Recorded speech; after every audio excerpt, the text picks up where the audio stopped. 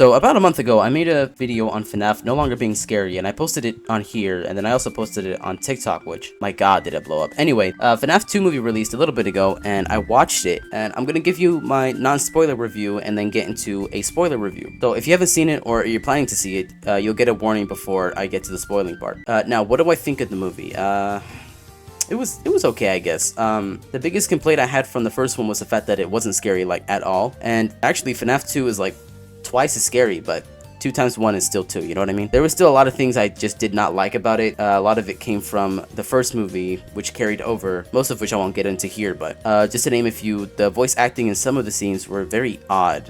It didn't happen too much, but it was definitely there. Most of the jokes just did not land or hit the mark for me.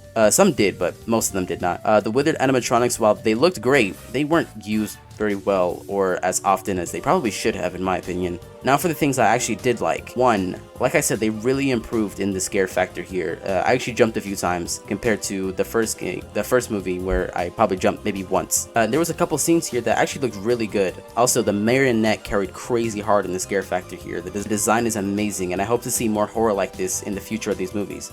Two, I'm being incredibly vague here, but there's a robot that showed up here in some point, and it caught me by surprise, but it looked incredible. Oh my goodness, I can't even lie. I'll get into who that is in the spoiler review. Anyway, the overall movie's like a 6 out of 10. I'm a pretty picky person when it comes to the media I consume, so take that rating with a grain of salt. If you like the first movie, you'll like this one.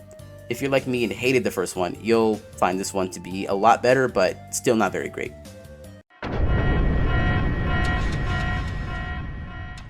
Now onto my spoiler review. The opening was pretty cool, I can't lie. Even if it really didn't make sense, there's no way not a single adult cared about what a scared child had to say. This is a slight problem, but it's so small that it might as well not even exist. But the marionette itself looks kinda goofy. Its limbs kinda move like a life-size plushie, when I kinda imagine them move more like a snake's body or like octopus legs. I know that sounds weird, but you know, think about it. The reason why I can't be too upset is because the possession forms that Charlotte took, it genuinely looked amazing, and even though this movie is kind of mid overall, it really shined here. The toy animatronics, they were cool at first until they left the pizzeria and started talking. And let me say, this wouldn't really be a problem if they didn't have so much screen time, since they aren't really scary to begin with, both in the movie and in the games. Why I believe this is the case is the fact that they look so out of place in the real world, and they make too many jokes to be taken serious. Like I said before, the withered animatronics were cool for a little, but kind of lame since they didn't really have too much screen time, which is a shame, but anyway. The robot I mentioned earlier that caught me off guard is Baby, who appeared in Vanessa's dream sequence. And oh my god, I was kind of shocked at how good she looked. I'm not sure if that was CGI or an actual built model, but regardless, it looked really good, and it kind of has me excited for the sister location movie that will come out in like 2040.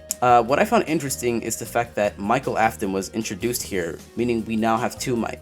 And he actually might be my favorite character right now. His voice, his look, his personality, and his history within the games drew me in immediately. And it had me curious on how they were going to use him, but I was kind of disappointed. In the ending, Michael reveals that he's taking the role of continuing the legacy of his father, William, which, if you know anything about the games, is kind of the opposite of what he does, but I'm predicting they're probably going to give him a redemption arc. As for the ending, I found it kind of dumb, but in a good way. Basically, the animatronics and Michael Afton are surrounding, basically, the toy animatronics and Michael Afton are surrounding Mike, Abby, and Vanessa until the original FNAF 1 animatronics break in and help. It was funny, but hard to take serious with the way we have a war against toy versus original animatronic fight scene, even though it was one-sided.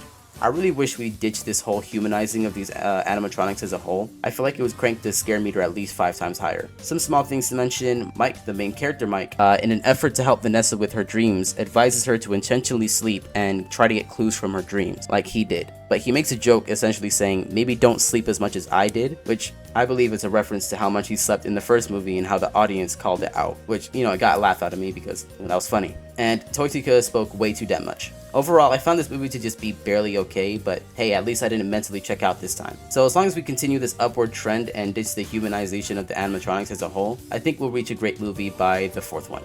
Subscribe to my channel.